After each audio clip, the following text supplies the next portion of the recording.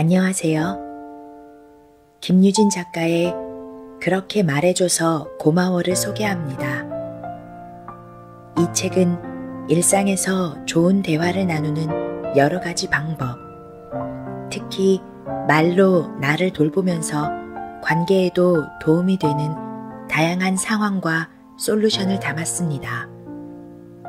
이 책을 통해 버려두었던 내 말로 내 마음과 감정과 진심을 돌보는 일을 시작해 보시길 바랍니다.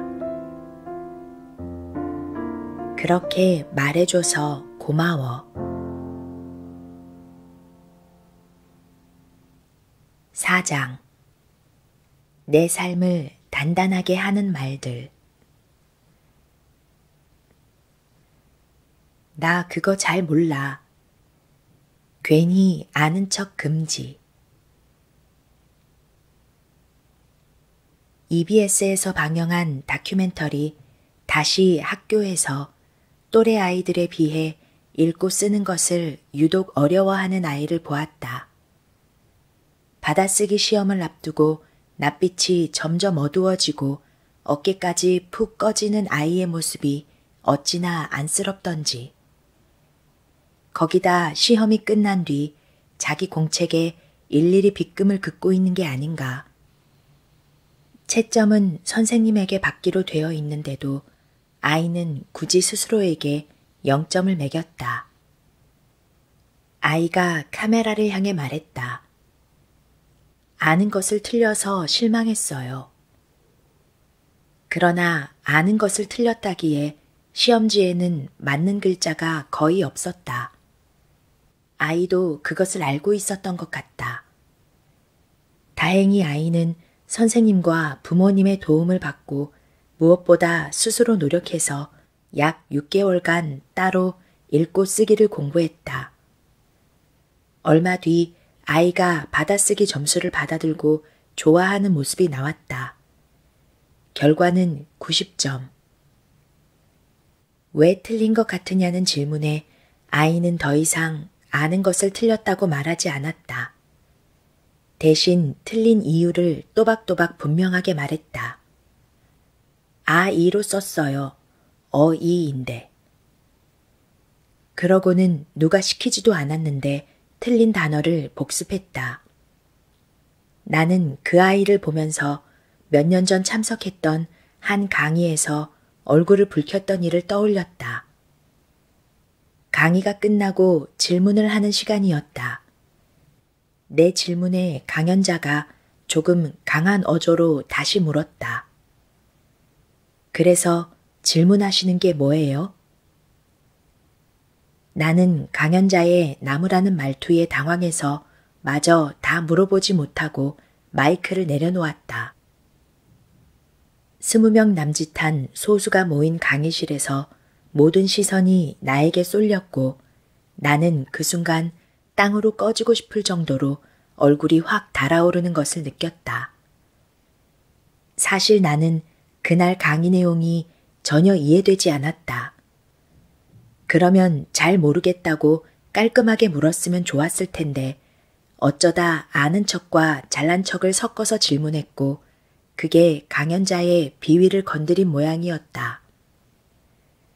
강의가 끝나고 집으로 향하는 내내 달아오른 얼굴은 식을 줄을 몰랐다. 철학자 소크라테스는 자신이 아테네에서 가장 현명한 사람이라고 했다. 스스로를 똑똑하다고 생각하는 사람들을 여럿 만났는데 그들은 자신이 무엇을 모르고 있는지조차 모른다고 했다. 적어도 소크라테스 자신은 스스로가 무지하다는 것을 알고 있으니 그들보다 현명한 거라고. 모르는 것을 아는 척하는 마음은 어떤 것일까? 주인공이 되고 싶은 마음, 남들에게 잘 보이고 싶은 마음, 모르는 나를 들키고 싶지 않은 마음, 주목받고 싶은 마음, 다른 사람을 이기고 싶은 마음일 것이다. 이 모든 것 중에 나를 위한 마음은 하나도 없다. 모두 남을 의식하는 마음뿐이다. 그렇다고 모르는 것을 아는 척하고 싶은 마음이 나쁜 걸까? 나쁘지 않다. 다만 모르는 것을 아는 척하려면 에너지가 많이 필요하다. 작은 것을 크게 부풀려야 하고 때로는 거짓말을 해야 한다. 가슴은 쿵쾅거리고 매번 주목받는 부담감도 견뎌야 한다. 모르는 것을 아는 척하다 보면 잃어버리는 것도 있다. 모르는 것을 알아가는 기회를 영영 놓치게 된다. 아는 척을 계속하다 보면 자신이 그것을 정말 알고 있다고 착각하기 때문에 그것에 대해 알려고 노력하지 않게 된다. 귀동냥으로 대충 주워들은 지식이나 정보를 번지르르하게 꾸미는 말기술만 는다. 또 무엇을 잃어버릴까? 자존감을 잃어버린다. 어떤 것을 잘 모르는 진짜 나는 계속해서 뒤로 밀려나고 아는 척하는 가짜 내가 앞서게 된다. 그러면 자연히 나 자신에 대한 사랑이나 존중은 희미해질 수밖에 없다. 어떻게 모르는 나가 아는 나보다 더 사랑스러울 수 있겠는가? 진짜 나를 찾고 사랑하기 위해서는 모르는 것은 모른다고 말할 수 있어야 한다. 잘 못하는 것은 잘 못한다고 말해야 한다. 그 말을 하면 희한하게 자존감이 올라간다. 적어도 아는 척할 때만큼 떨어지지는 않는다. 오늘 만나는 모든 낯선 것들에게 좀 뻔뻔하게 말해본다. 나 그거 잘 몰라. 하차할게요. 오르고 내리기를 반복할 수 있는 힘. 개그우먼 김숙이 대화의 희열이라는 프로그램에서 압박감이나 스트레스를 어떻게 관리하느냐는 질문을 받고 이렇게 대답했다. 저는 피하면 되더라고요. 압박감이 느껴지는 곳에 안 가요. 저는 때로 나가서 자기 멘트를 해야 하는 프로를 안 했어요. 거기만 갔다 오면 제 모습이 초라해지는 거예요. 그래서 자존감 떨어지고 멘탈이 확 망가지는 프로그램은 안 나갔어요. 걸크러쉬, 감호장숙, 갓숙이라는 수식어로 제2의 전성기를 누리고 있는 그녀가 자존감을 지키기 위해 불편한 상황을 피한다니 좀 의외였다. 그녀라면 남들 눈치 안 보고 자신만의 방식으로 문제를 헤쳐나갈 것 같은데.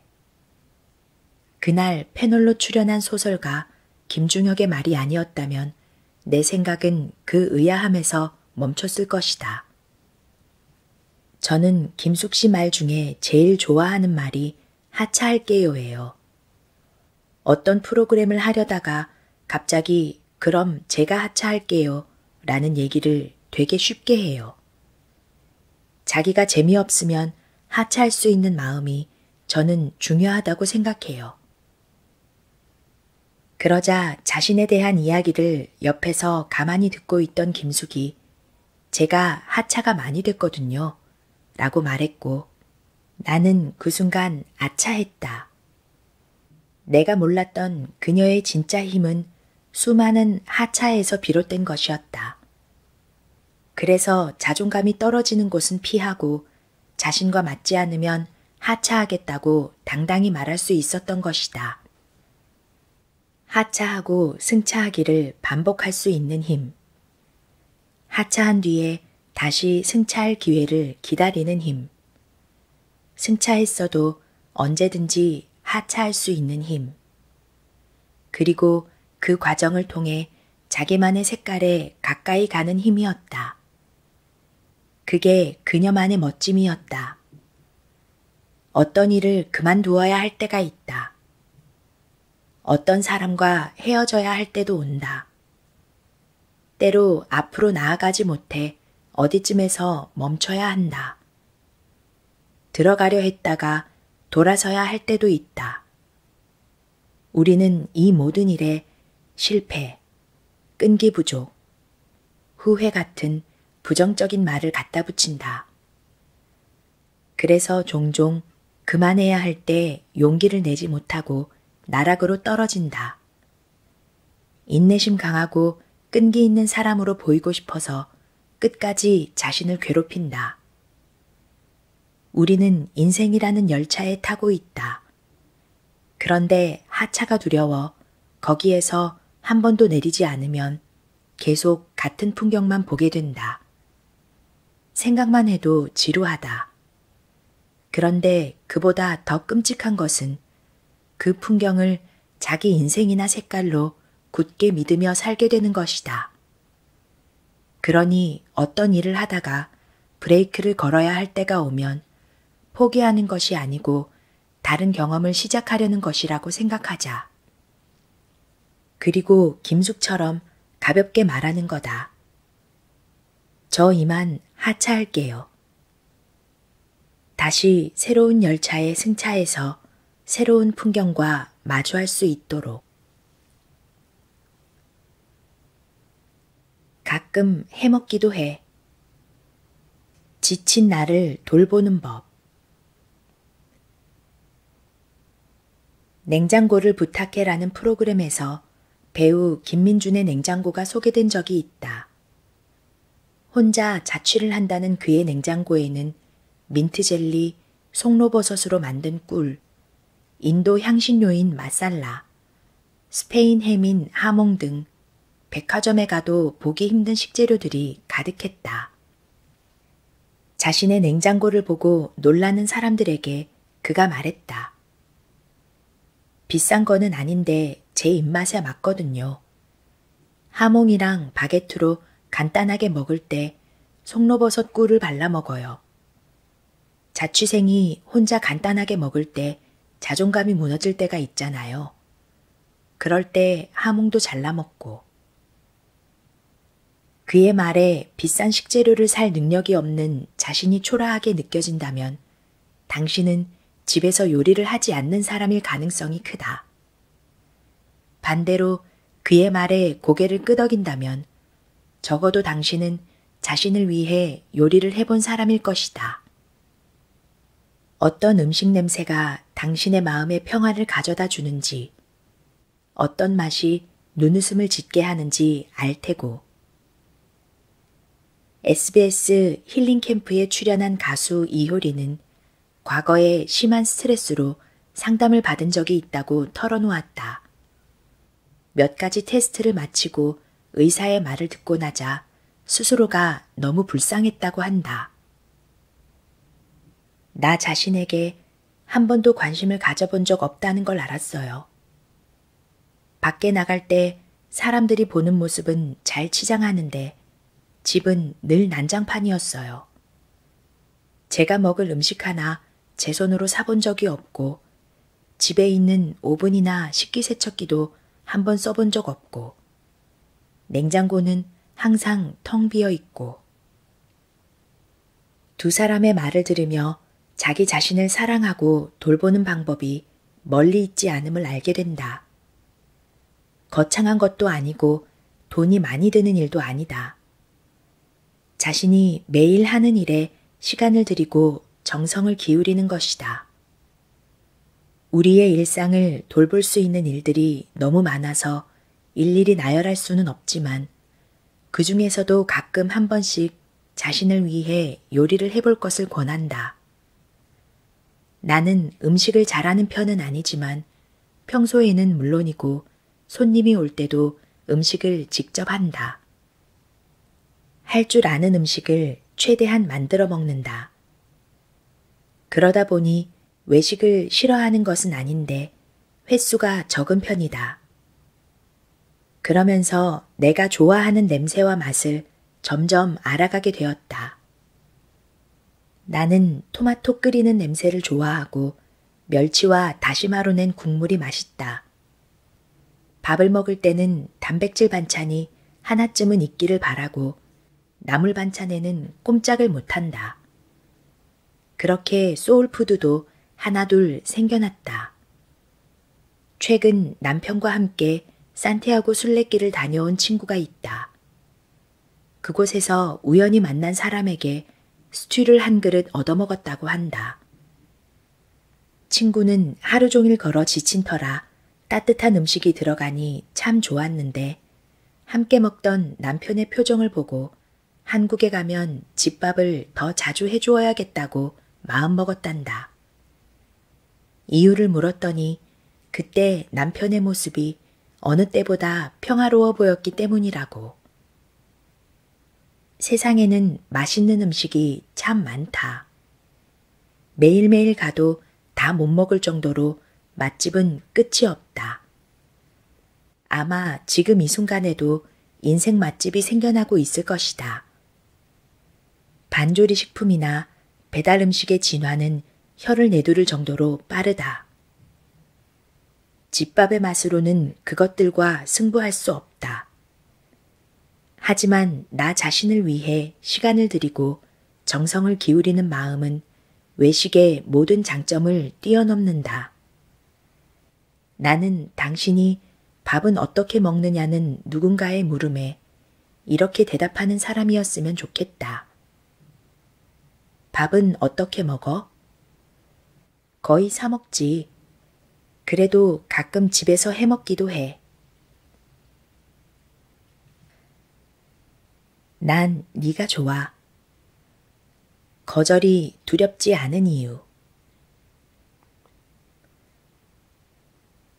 캐나다 매니토바 대학에서 학생들을 대상으로 이성에게 호감을 표현할 때 자존감이 어떤 영향을 미치는지 조사했다. 우선 전체 학생들의 자존감 정도를 파악한 뒤에 두 집단으로 나눠 영상 속 이성들과 만나도록 했다. 단 A 집단에게는 상대방이 마음에 들면 실제로 만날 수 있다고 말하고 B 집단에게는 영상을 통해서만 대화할 수 있다고 했다. 결과는 어떻게 나왔을까? 자존감이 높은 사람은 영상 속 이성을 실제로 만날 수 있다고 했을 때 더 적극적으로 호감을 표시했고, 자존감이 낮은 사람은 영상으로만 만날 수 있다고 했을 때 더 적극적이었다. 자존감이 높든 낮든 이성에 대한 호기심은 다르지 않다. 고백하고 싶은 마음도 같다. 거절이 두렵기도 마찬가지일 것이다. 그럼에도 자존감이 낮을수록 거절을 두려워하는 마음이 더 크다는 것이 이 실험으로 다시 한번 확인됐다. 영상으로만 만날 수 있어서 거절당할 리 없는 안전이 확보된 사람에게만 적극적으로 호감을 표현하는 모습이 어쩐지 짠하다. 자존감이 높은 사람들의 고백은 뭐가 다를까? 많은 이들의 인생 드라마가 된 검색어를 입력하세요 www의 남자 주인공이 썸이 시작되기도 전에 뒷걸음질 치는 여자 주인공을 지그시 바라보며 고백한다. 내 연락 받아요. 문자에 답장해요. 나오라고 하면 나와요. 밥도 같이 먹고 술도 같이 먹읍시다. 28은 이래요. 열정은 무한하고 지금 내 열정의 주인은 나예요. 최근에 본 드라마나 영화를 통틀어 최고의 고백 장면이라 부르고 싶다. 내 열정의 주인은 당신이에요 라고 말하지 않고 내 열정의 주인은 나예요 라고 말해서다. 이 말이 흔한 고백들과 다른 점이다. 그는 상대방에게 정 안 되면 어장에라도 들어가서 버텨보겠으니 떡밥만 잊지 말아달라고 부탁한다. 아, 어째서 스스로 어장으로 걸어 들어가겠다는 남자의 표정이 조금도 비굴하지 않은 것인지. 그렇다.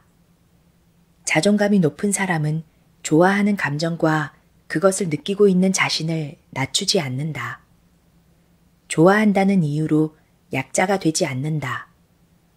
상대방을 좋아하고 사랑하지만 그 주체가 자기 자신임을 잊지 않는다. 그래서 고백하면서 내 열정의 주인은 나예요 라고 말한 남자 주인공이 멋있어 보인 것이다. 나는 고백을 받기보다 하는 편이었다. 솔직히 말하면 7대 3의 비율로 고백을 더 많이 했다. 그렇다고 아무한테나 고백한 것은 아니었다. 심사숙고해서 길게는 1년을 기다렸다가 고백한 적도 있다. 그토록 오래 공들인 고백의 결과는 거절이었다. 몇 번의 거절을 통해 알게 된 것은 내게 그를 좋아할 자유가 있는 것처럼 그에게도 나를 좋아하지 않을 자유가 있다는 것이었다. 물론 거절이 힘들고 아프지 않았던 것은 아니지만 그 뒤로도 나의 고백은 계속되었다. 고백하자. 난 네가 좋아. 지금 당신 마음에 있는 그 사람에게 고백하자. 난 네가 좋아. 거절은 아프지만 그는 그럴 만한 자격이 있는 사람이다. 내 고백의 주인이 나인 것처럼. 내가 도와줄게. 될지 안 될지 잘 모르지만. 루시 모드 몽고메리의 소설 빨간 머리에는 고아원 출신의 소녀 앤 셜리가 나이 든 남매가 사는 초록 지붕집으로 오면서 시작된다. 매슈와 마릴라는 농사일을 도와줄 남자아이를 입양하려고 했지만 도중에 일이 꼬이는 바람에 앤이 오게 된다. 기차역으로 마중을 나간 매슈는 여자아이를 보고 일이 잘못되었다는 것을 깨닫지만 그곳에 아이를 혼자 둘 수 없어 일단 집으로 데려온다. 그날 밤 매슈는 앤을 고아원으로 다시 보내자는 마릴라의 말에 앤이 초록지붕집에 살고 싶어 하는 것 같다고 말한다. 우물쭈물하긴 했지만 평소 자신의 생각을 잘 드러내지 않던 매슈로서는 대단한 용기를 낸 것이리라. 하지만 마릴라는 단호했다. 저 아이가 우리에게 무슨 도움이 되겠어요? 마릴라의 말은 현실적으로 옳았다. 애당초 매슈의 농사일을 도와줄 남자아이가 필요했던 거니까. 그런데 매슈는 한결 차분한 목소리로 이렇게 말한다. 우리가 저 아이에게 도움이 될지도 모르잖아. 남을 돕는 일은 누구보다도 나 자신을 위하는 행위이다. 그 다음이 상대방이다. 내가 그렇게 할 수 있는 사람이라는 것을 스스로에게 가장 먼저 보여주니까. 게다가 왠지 모를 뿌듯함과 존재감도 느낄 수 있다. 앤이 마릴라와 매슈의 도움으로 더없이 행복하게 산 것은 맞지만 그에 못지않게 두 남매도 타인을 돌보고 사랑하며 가슴 벅찬 경험을 할 수 있었다. 그러나 제 아무리 좋은 마음으로 남을 돕는다고 해도 그것이 언제나 선이 되지는 않는다. 그런 의미에서 매슈의 말이 얼마나 성숙한 어른의 마음인지 알게 된다. 도움이 될지 안 될지 잘 모르지만 그래도 해보자는. 상대에게 보탬이 될지 안 될지 우리는 잘 모른다. 부담이나 상처가 되지 않으면 다행이다. 한 번은 어떤 모임에 갔는데 수녀님이 가방에서 떡을 꺼내 나눠주셨다. 누구누구 씨가 여러분 드리라고 주신 맛있는 떡인데요. 여기 오다가 버스 정류장에서 어떤 분께 드려서 몇 개 안 남았네요. 떡을 드려도 되느냐고 물었는데 다행히 받아주셨어요. 떡을 받은 사람은 거리에서 만난 노숙인이었다.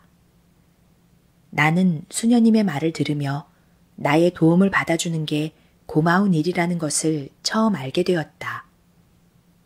그저 돕는다는 나만의 기쁨에만 사로잡혀 있었으니까. 내가 도와줄게 라고 말할 수 있다는 것은 당신의 많은 것을 증명해 준다. 무엇보다 그 모습을 당신 자신이 바라보고 있기 때문이다. 잊지 말아야 할 것은 우리의 마음을 내치지 않고 받아준 상대에 대한 감사이다.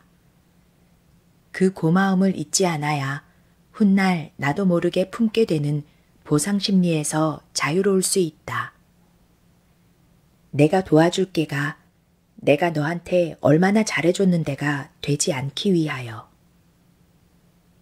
그렇게 된다면 우리는 남을 도우며 행복할 수 있다. 나 자신요. 나도 내가 참 좋아. 우주 대스타가 되고 싶어 남극에서 온 팽수. 그는 한국의 한 방송사 연습생으로 활동 중이다. 팽수의 영상을 한 번도 못 본 사람은 있어도 한 번만 본 사람은 없을 정도로 중독성 있는 캐릭터이다.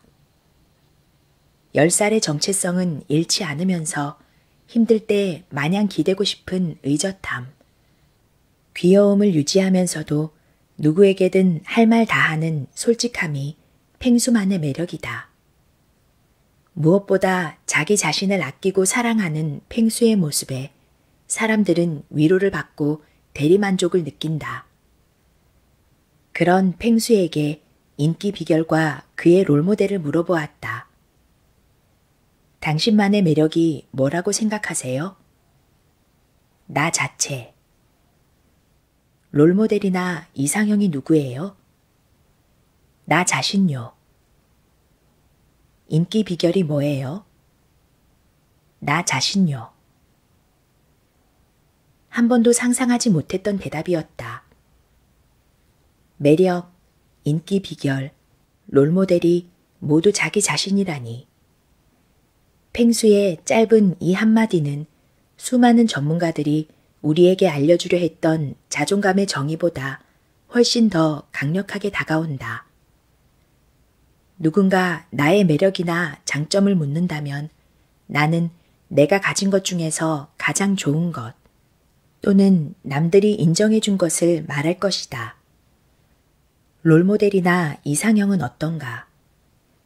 나보다 잘나고 뛰어나다고 생각하는 사람을 꼽을 것이다.